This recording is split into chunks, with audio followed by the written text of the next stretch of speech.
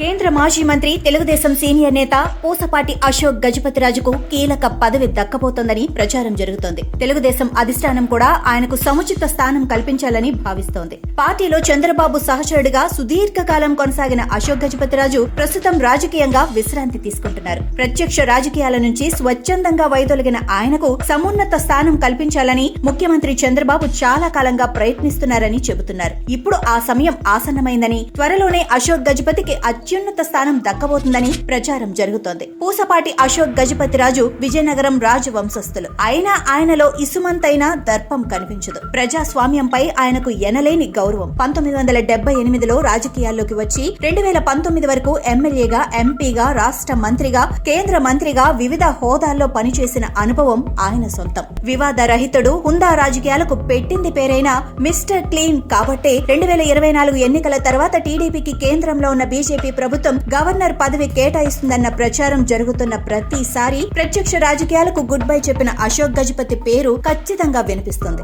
ఆ పదవికి ఆయన మాత్రమే సూటబుల్ అని తెలుగు తమ్ముళ్లతో పాటు అధినేత చంద్రబాబు కూడా అభిప్రాయపడుతున్నారన్న ప్రచారం జోరుగా సాగుతోంది. వచ్చే నెలలో 4 రాష్ట్రాల గవర్నర్లను కేంద్రం మార్చే అవకాశం ఉందని అంటున్నారు. వాటిలో అశోక్ గజపతిరాజుకు ఛాన్స్ లభించబోతున్నట్లు పార్టీ వర్గాలు చెబుతున్నాయి.